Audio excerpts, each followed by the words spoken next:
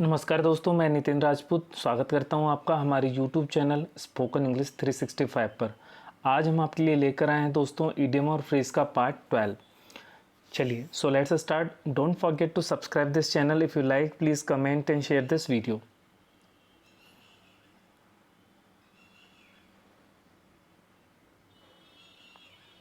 चलिए दोस्तों, पहला इडियम है touch and go. Touch and go का मतलब है when anything is not certain, मतलब जब अनसर्टेनिटी हो और कुछ भी ऐसा लगता है कि पॉसिबल ना हो। जैसे स्पेशली क्रिकेट में क्या होता है, जब हमें लगता है कि जो बैट्समैन है वो आउट भी हो सकता है और नहीं भी हो सकता, तो ऐसी कंडीशन में ये वर्ड यूज़ करते हैं, it is touch and go affair. मतलब एनीथिंग कैन हैपन, कुछ भी हो सकता है, अच्छा भी और बुरा भी। यदि कोई पेशेंट मान लीजिए एडमिट है, उसका operation, doctor is operating on him, उसका ऑपरेशन कर रहा है और हम कहेंगे कि कुछ भी हो सकता है, it is touch and go affair.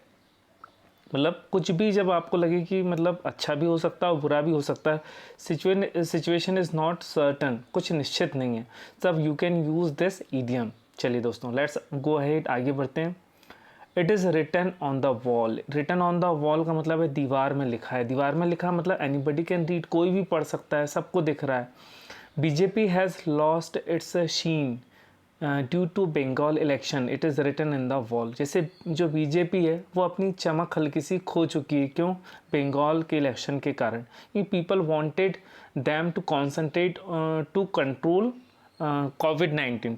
लोग चाहते थे कि बीजेपी गवर्नमेंट जो है वो कोविड के केसों को कंट्रोल करे, लेकिन वो बंगाल इलेक्शन में एंगेज हो गई थी। तो BJP has lost its a sheen, sheen मतलब होता है चमक, due to Bengal election, so it is written on the wall. ये तो सबको दिख रहा है।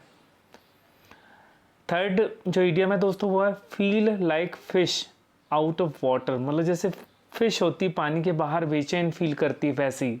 सो when I go to age you know that, जब आप क्या करते हैं, जब आप स्ट्रेंजर या अजनबी लोगों के बीच में होते हैं तो आप कैसा फील करते हैं?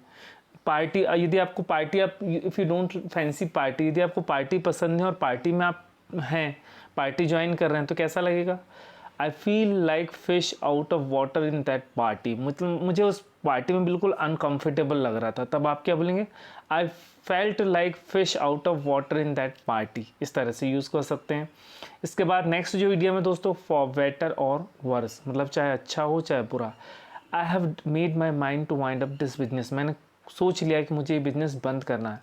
आई have made my mind to wind up this business for better और वर्स। नेक्स्ट जो इडियम है दोस्तों, लिव इन फूल्स पैराडाइज। मतलब कल्पना की दुनिया में जीना। पैराडाइज मतलब होता है स्वर्ग, मतलब फूल मतलब होता है बेवकूफ़, मूर्ख।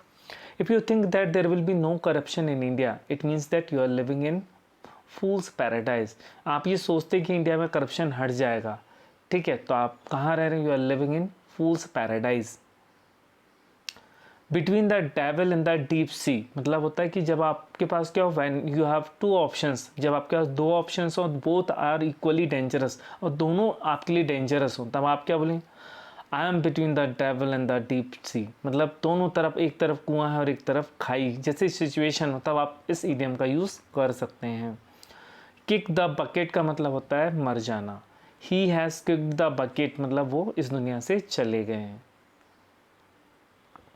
रीड बिटवीन द लाइन्स मतलब होता है कि देखिए दोस्तों, वी राइट इधर अबव द लाइन और बिलो द लाइन। या तो हम लाइन के ऊपर लिखते हैं या लाइन के नीचे लिखते हैं, लेकिन बीच में कुछ नहीं लिखते हैं।